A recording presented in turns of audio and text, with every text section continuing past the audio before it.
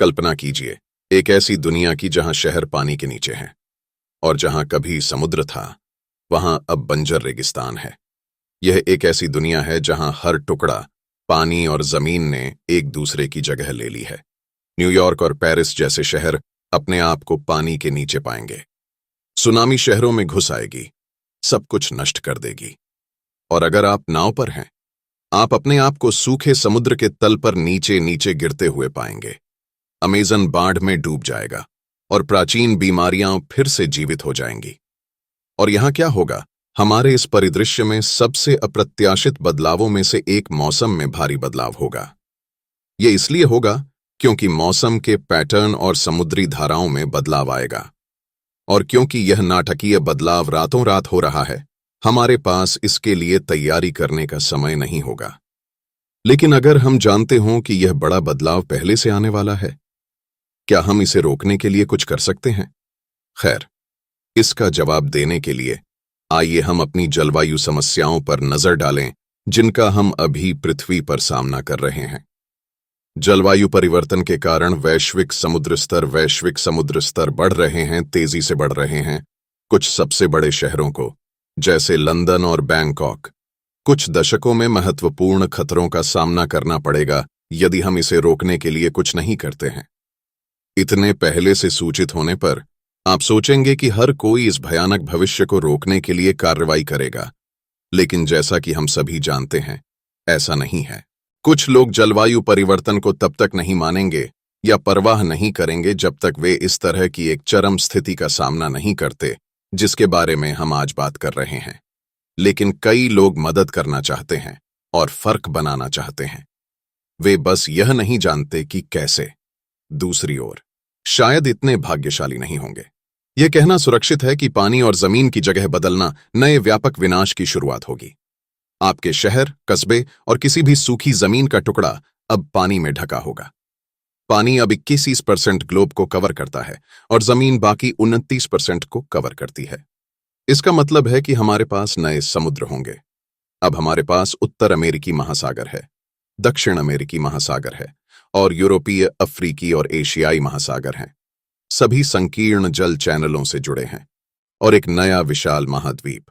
शहरों में लोग शायद गगनचुंबी इमारतों में भाग जाएंगे डूबने से बचने के लिए। वे बाहर देख रहे होंगे, यह सोचते हुए कि पानी कब कम होगा। दुर्भाग्य से उत्तर कभी नहीं है, क्योंकि हमारी नई दुनिया में पुरानी जमीन पर पानी अब यहां रहने के लिए है। इस परिदृश्य में दो प्रकार के बदकिस्मत लोग होंगे। पहले, वे जो बाहर थे, सूखी जमीन पर और तैर नहीं सकते थे, वे तुरंत डूब जाते। दूसरा समूह वे हैं जो किसी भी प्रकार के पानी से बहुत दूर रहते थे, क्योंकि अब वे पानी से घिरे होंगे, बिना जमीन तक पहुंचने की क्षमता के। जब तक उनके पास कहीं एक नाव नहीं हो, शायद आप भाग्यशाली लोगों में से एक होंगे। यदि आप एक तटीय शहर में रहते हैं, मान लें जैसे न्यूयॉर्क, हडसन नदी अब सूखी होगी। शायद आप एक टायर का इनर ट्यूब पकड़ेंगे, अपना स्विमसूट पहनेंगे और एक बैकपैक पहनकर सूखी नदी के तल तक तैरेंगे। अब जानवरों का क्या? खैर, दुर्भाग्य से समुद्री जीवन का खेल खत्म।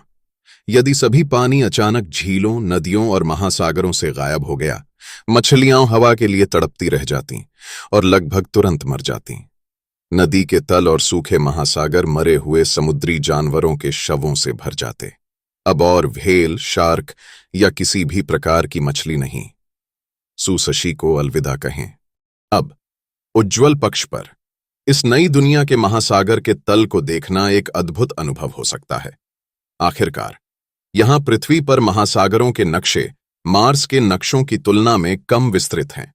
वैज्ञानिक हर साल 2300 नए महासागर प्रजातियां पाते हैं। यदि हमारे पास पानी हमें रोकने के लिए नहीं होता, तो हम सैकड़ों हजारों नई प्रजातियां खोजते। दुर्भाग्य से वे सभी मर जाते और जंगल में जानवरों की स्थिति और भी खराब हो सकती है। तेज मृत्यु के बजाय वे पीड़ा में रह जाते।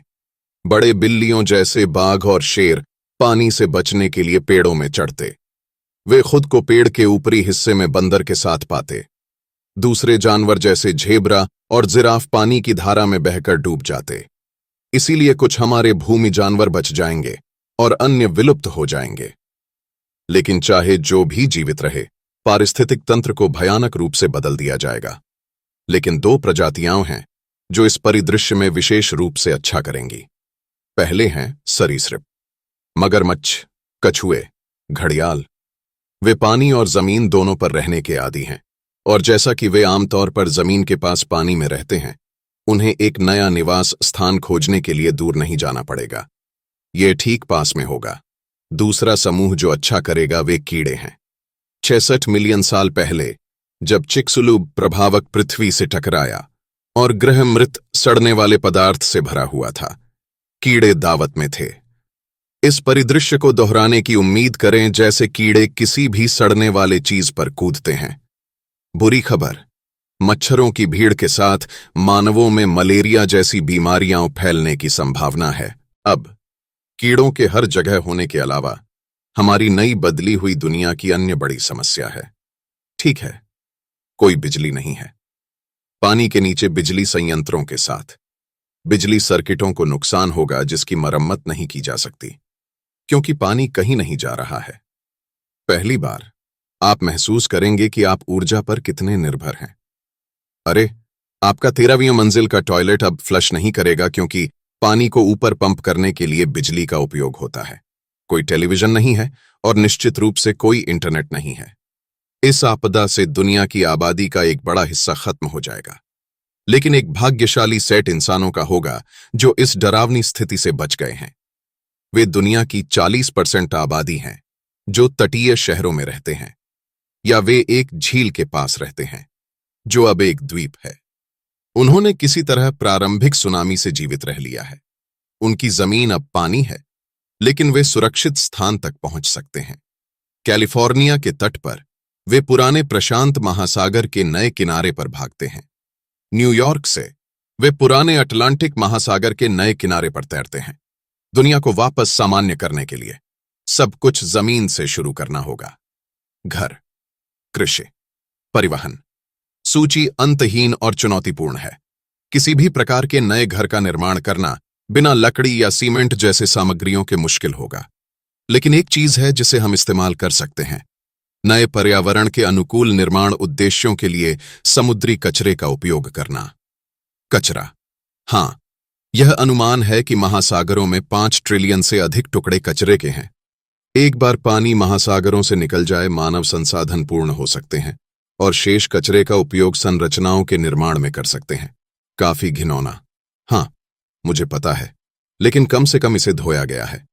अधिकांश भूमि पौधे अब पानी में डूब जाएंगे और मर जाएंगे, जिसका मतलब है कि ताजे फल और सब्जियों तक कोई पहुंच नहीं होगी। बिना विटामिन सी के स्कर्वी, वह बीमारी जो नाविकों को होती थी, बढ़ेगी। जो उपलब्ध है वह है बड़ी मात्रा में मछली जो अभी मरी है। अब स्मार्ट फूडी काम में जुट जाएंगे। वे मछली को सुखाते हैं और नमक लगाते हैं भविष्य के लिए संरक्षित करने के लिए। अचार बनाना नई प्रवृत्ति बन जाएगी। ताजे पानी तक पहुंच बहुत सीमित होगी। जो इंसान बचेंगे उन्हें कठोर समय का सामना करना पड़ेगा। अब मध्यम अवधि में इंसानों के लिए बड़ी चुनौती हमारे जलवायु में बदलाव से आएगी। आज हमारे विशाल महासागर हमारे तापमान को नियंत्रित करने में महत्वपूर्ण भूमिका निभाते हैं। जैसे ही वे अपने पुराने क्षेत्र का 1/4 हो जाएंगे, पृथ्वी बहुत बहुत गर्म हो जाएगी।